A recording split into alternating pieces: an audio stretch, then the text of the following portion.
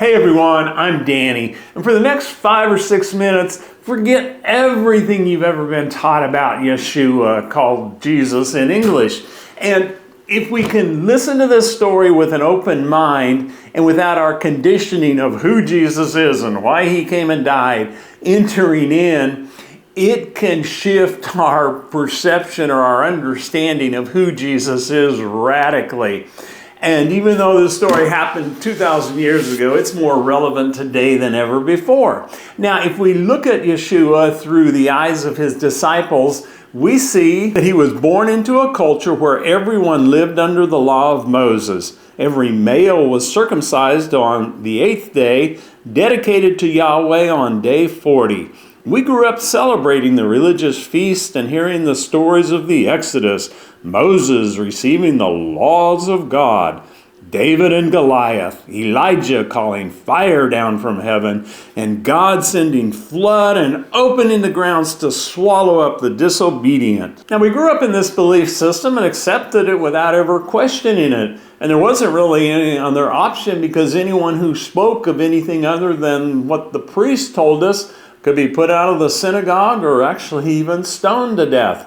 So the agreed upon reality of the entire collective was the law of Moses and this holy God who is separate from us, and we're sinful. So to stay in the good graces of Yahweh, we needed to take animal sacrifices to the priest and offerings, and the priest would sacrifice them on our behalf.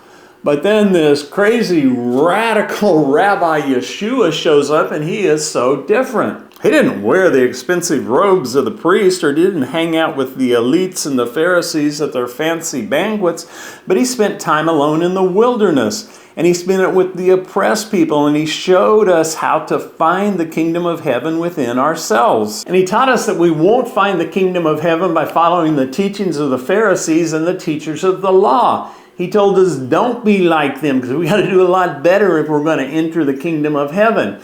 And he told us to beware of their teachings, which he said is like yeast, in that you put a little bit of yeast in a loaf of bread and it multiplies and fills every part of the bread.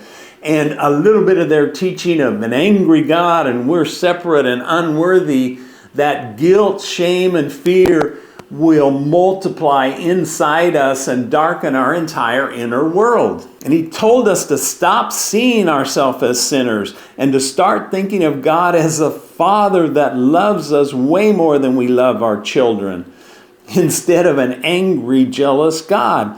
And he'll even run to and embrace the most prodigal of his children. And if you can believe it, he even told us to call God our Father, which there's no way we'd have ever dared to think of calling God our Father in heaven before.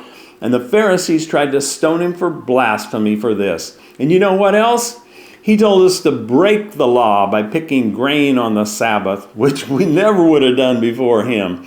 And he broke the law himself, and he told others to break the law too. So he was setting us free from the mental bondage of the letter of the law and was bringing us into the liberty of the spirit of the law. And he even used their own scriptures against the teachers of the law, telling them, he said, go learn what this means. God desires mercy and not sacrifice. And he taught us that true worshipers don't worship in temples built with human hands, but within the heart. And he told us to bring the kingdom of heaven to earth. It's not going to happen by believing religious doctrines or performing endless rituals and traditions, but by putting into practice the timeless precepts like forgive one another, don't judge, steal, cheat, lie, and don't do anything to our neighbor that we wouldn't want done to us. Now, these things that Jesus taught have nothing to do with religion, because anybody can do them. And they're not things that we believe, which is what makes religion, but they are things that we do. And as we do things like forgive and show compassion, it changes us inside our inner world and opens our heart. And his gospel was setting people free from their bondage of the priests and the law. And the priests saw their wealth and power threatened.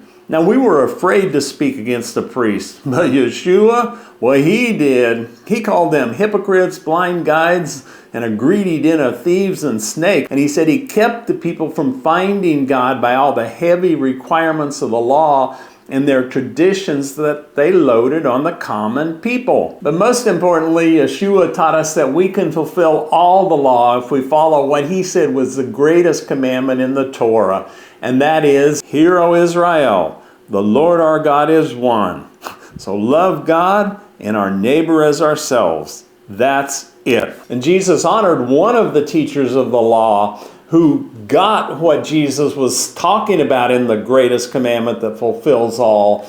And this teacher of the law said to Jesus, yes, teacher, because God is one, and to love God with all our heart and to love our neighbor as ourselves, that's more important than all the burnt offerings and sacrifices.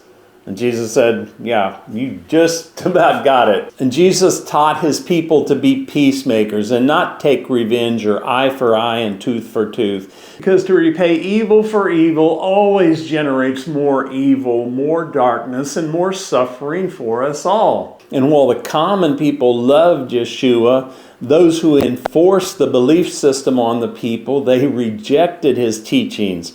And they even persecuted his followers. So he came to his own, but the leaders of his own received him not.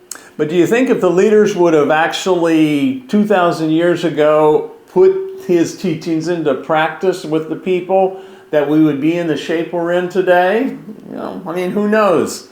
But maybe Yeshua came more, not so much to start another religious belief system, as he came to set us free from a religious belief system by telling us that we're never going to see the kingdom of heaven manifest on earth if we continue in the eye for eye and tooth for tooth, but only if we begin to practice the greatest commandment, which is simply love the Creator, love our neighbor as ourselves. So if this resonates with you and you think this is a message that should be shared, well, please share it and subscribe if you haven't. And I send you shalom and blessing.